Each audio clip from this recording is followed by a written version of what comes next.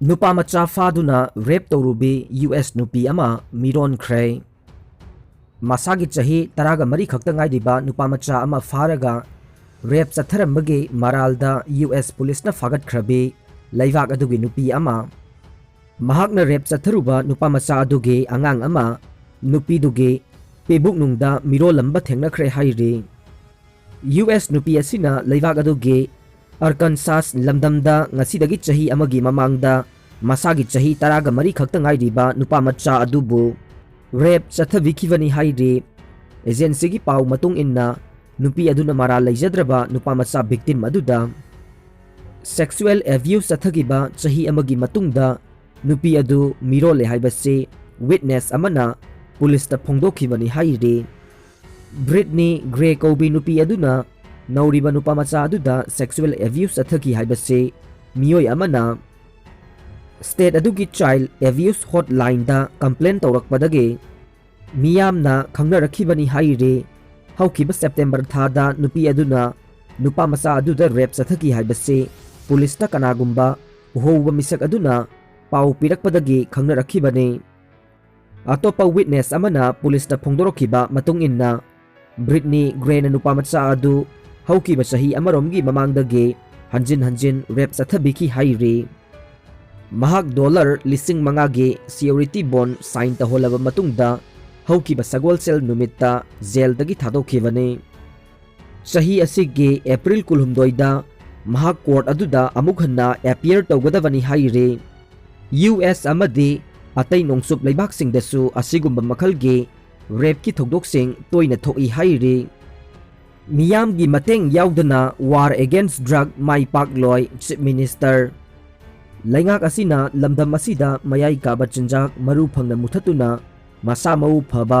साउखुटपा लमदम अमा ओहेन्नबगीदमक संगसिल्लिबा वार अगेंस्ट ड्रग कैंपेन असे मियामगी मतेंग याउदना माई पाकपा ngamloi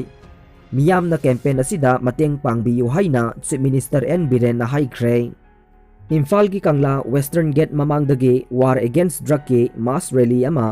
लमथारदुना चीफ मिनिस्टर बिरेन वाफम असे ngasi phongdokhibane committee of civil society Kangleipak CCS केना सिंधुना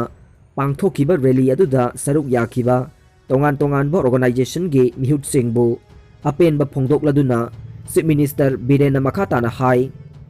ngasi मिरोल सिंह अमदि तुंगी मिरोल कयाबो मांगहन बंगंबा ड्रग की मायोक्ता यामना फोंगना मियामना थोगलक्तुना लैंगा की वार अगेंस्ट ड्रग की कैंपेन बु सगोट पिरकपा असे यामना साउथोकचनिंगाइनी अखोई पुन्ना होनामिनदुना लमदम असे मयाई काबा चिंजाक्तगे कलहौनबा होनामिनसी हाइना CM ना फोंदोखि मतम अमतदा डीलर अहुमदगे LPG बुक तौबा याहनगदौरे उज्ज्वला योजना मखाताना मथंग सही अनिगी मनुंगदा लेमना मियोई क्रोर अमा कनेक्शन पीबगी पांदम लाउथोखिबगा लोइदना LPG बुक असे अपाम्बा अनकपा डीलर अहुमदा तौबा यारगनी हाइरे बुक तौरबा मतुंगदा मतम सांगना ग्यास फंगदबगे अवाबा अदु कोकनबा अनकपा मफम अहुमदा मतम अमतदा बुक तौरगा अहानबा ग्यास लाकपा डीलर अदुदगे लौबा याहनगदौरे गवर्नमेंट ना ग्यास कनेक्शन की दमक हाना चंगलंबा डॉक्यूमेंट सिंग यारिबा मखै हंथहलगनी अमदि मसागी लैफम खुदम ओइबचे याउद्रबसु यागने हौजिक फाउबदा prime minister Ujjwala Yojana scheme की मखादा लैवाक असिदा मियोई क्रोर निपान द लेमना ग्यास फंगनख्रे हाइना मखाताना फोंदोकलखि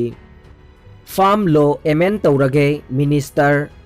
पुमलौ लौथोक्त्रिबा फाउबा खोंजंग हल्लोय लौमी सेंट्रल फार्म लेजिस्लेशन की मायोक्ता लौमी सिंगना वाकत खोंजंग जंगसिलखिबा नुमित चामा मपुंग फाख्रे फार्म लो अहुम पुमलौ लौथोक्त्रिबा मखै मखोगी खोंजंग मखाताना संगसिनखिगनी अदुगा मखोगी डिमांड सिंग लैंगाकना याद्रिबा फाउबा हल्लरोय हाइना लौमी सिंगना फोंदोकले लैंगाकना दे अनौबा लॉ सिंग असिना फार्मर सिंगदा हेना खुदोंग चाबा फंगहनगनी अदुगा एग्रीकल्चर दा अनौबा टेक्नोलॉजी हौदोकनी हाइरे अमरोमदा एग्रीकल्चर मिनिस्टर नरेंद्र सिंह तोमारना अनौबा लेजिस्लेशन असिबु यानिंगदे हाइना येलिबा सिंगदा सिंगनरदुना लेजिस्लेशन सिंग असी सेमदोकनबा होनरी हाइना यामना कन्ना फोंदोखरे फार्म लॉ सिंग वातेमनबा ngamdabasina ikui kuidana स्टेट मरी अदुगा यूनियन टेरिटोरी की मथंगी अनौब लेंगाक सेमनबा इकुई कुइदना मिखल की बोट थादनगदोरिबसिदा अचौब इशू अमा ओइरे यूनियन मिनिस्टर असिना लौमिसिंगा थेंखांग तरागा माथोइरक हेन्ना वारी सानख्रबने महाकना मंगासुबा national convention of agri vision दा वांगांगखी लेवाक्ता सनागी चांग चादा हुम्पुदगिना मौद्रा फाउबा याउबा चिंजाउ अमा अफ्रीका की कोंगोदा थेंगनख्रे लेवाक्ता चादा हुम्पुदगिना मौद्रा फाउबा सना याउबा चिंजाउ अमा फंगबदगी लेवाक असिगी लेंगाकना मफम अदुदा खोनीगी तौबदा अथिंगबा थमख्रे सोशल मीडिया दा थादोरकपा वीडियो अमदा खुंजासिंगना खुलाई पाइनदुना मफम अदुदा सना थीबा थोमजिनखी हाइरे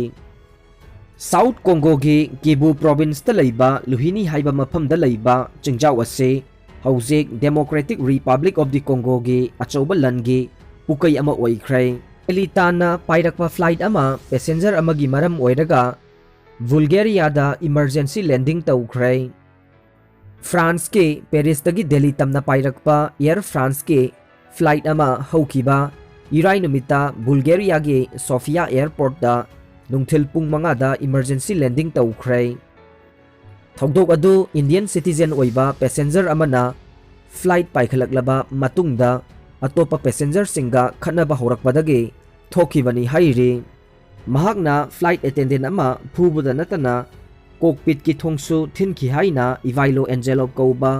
ऑफिशियल अमना नेशनल इन्वेस्टिगेशन एजेंसी दा फोंदोखे महाकी मतौ अदुना मरम ओइरगा कमांडर दुना सोफिया एयरपोर्ट ता तंगाई फदना लैंडिंग तौखे मतुंगदा महाक फ्लाइट तगी पुथोखे अमसुंग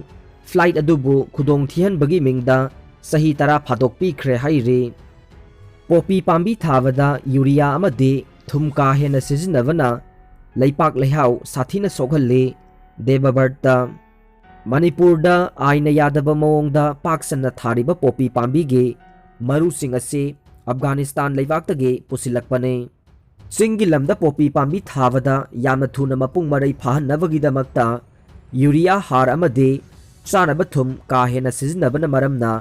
लैपाक लैहावदा साथीना सोगहल्ली हाइना मणिपुर ऑर्गेनिक मिशन एजेंसी मोमागी प्रोजेक्ट डायरेक्टर ओइरिबा देबवर्त शर्माना फोंदोख्रे राजनीति तौरिबसिंग मसिन थीबा ngaktani सेंगना nganglibasi अखोई खरा खक्तने chief minister prime minister Modi ना इंडिया की दमक खनबा मणिपुर की मियाम की दमक खनबा कया अखोइना खंगे अतै लेरंबा अमदे हाना लेरंबा याउना लेरिबा पॉलिटिशियन सिंग मसिन थीबा ngaktane सेंग सेंगना nganglibasi अखोई खरा खक्तने वाफम असे ngasi भारतीय गोरखा परिसंघ मणिपुर स्टेट ब्रांच ना सिंधुना कंगला तोंबी दा लैबा हिंदी सेकेंडरी स्कूल दा अथौबा सुबेदार निरंजन सिंह सेत्रीगे मितम हांगदोकपगी थौरमदा चीफ मिनिस्टर एन बीरेन ना फोंदोखिबनी।